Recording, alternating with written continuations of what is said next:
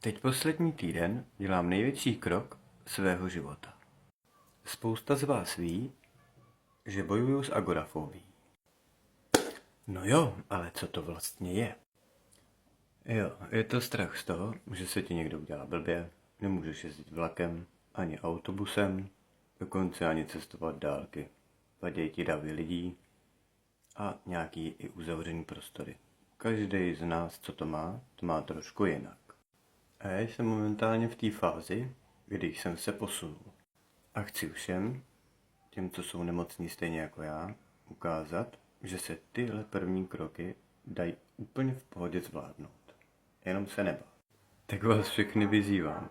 Vyzvi moji přijmu moji výzvy, nevím už, jak to tam říkal. Pojďme se spojit. Pište do komentářů @clashmma.com. Označujte Clash, sdílejte, lajkujte, ať se tohle video posune co nejdál a všichni vidí, že to prostě jde. Ať všichni vidí, že lidi s agorafobií nejsou zas takový posránci, jak si veškerý lidi skoro myslej, nebo vám to vlastně ani tu nemoc nevěří. Sdílejte to video, nebojte se toho, ať se dostaneme do Clashe, do té haly, kde je strašně moc lidí a všichni vidějí, že i člověk s agorafobií se tam zvládne dostat a připravit na zápas.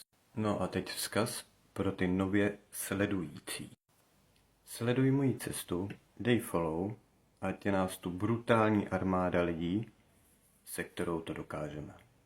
Mějte se hezky, u dne 7. Čau.